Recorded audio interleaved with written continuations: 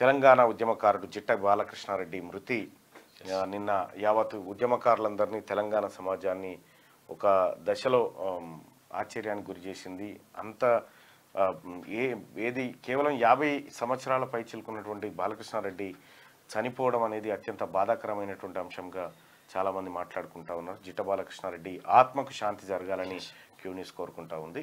ఇది ఒక అంశం. అయితే ఇక తెలంగాణ ఉద్యమ నేత జిట్ట బాలకృష్ణారెడ్డి ఇక లేరు. బ్రెయిన్ ఇన్ఫెక్షన్తో తుది శ్వాస.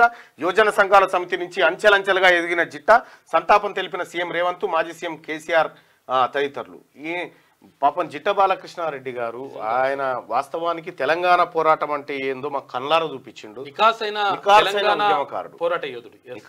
తెలంగాణ పోరాట యోధుడు. పాపం ఆయన అన్ని రాజకీయ పార్టీలు ఏటీఎం కార్డు లెక్క వాడుకున్నాయి. మొత్తం ఆస్తులన్నీ బొడగొట్టుకున్నాడు. ఆఖరికి అన్ని పార్టీల్లో ఉన్నా కూడా ఎక్కడ టికెట్ రాలే.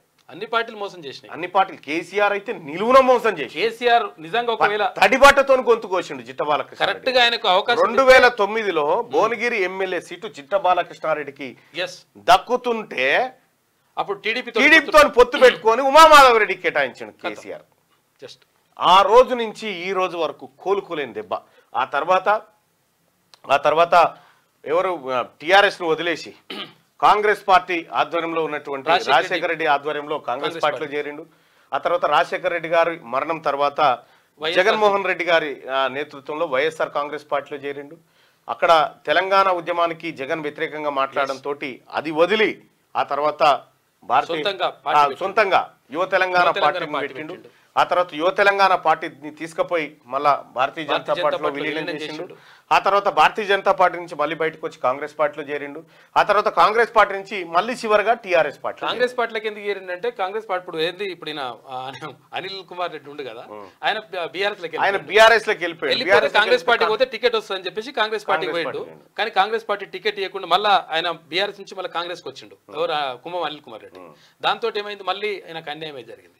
దాంతో అట్లా మళ్ళీ బీఆర్ఎస్ మొత్తానికి వార్డు మెంబర్ కూడా కాలేకుండా రాజకీయ ప్రస్థానాన్ని నిజంగా దురదృష్టం అంటే ఆయన చాలా దురదృష్టం. మొత్తం భువనగిరి గుట్టకే లైట్లు వేసిండు. తెలంగాణ ఉద్యమాన్ని ఢిల్లీలో కూడా గంగెడ్లను తీసుకుపోయి చూపించిండు. భువనగిరి గవర్నమెంట్ జూనియర్ కేసీఆర్ మొత్తం ఏం లేకుండా పిండేసిండు. ఈయన దగ్గర పిండేసి కనీసం చనిపోతే కూడా కేసీఆర్ ఇట్లా వచ్చి తొంగి చూడలే. మళ్ళా నిజంగా 2 సార్లు మంత్రి కావాల్సిన వ్యక్తి అంటే అంత సేవ చేసిండు. తెలంగాణ ఈయన ముందు ఇప్పుడున్నటువంటి మంత్రులు కానీ బీఆర్ఎస్ పార్టీలు ఎవ్వరు కూడా పనికిరారు.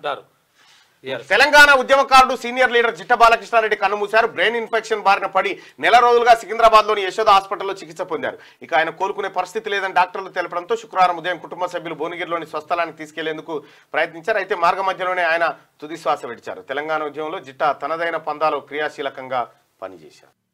లైక్ చేయండి,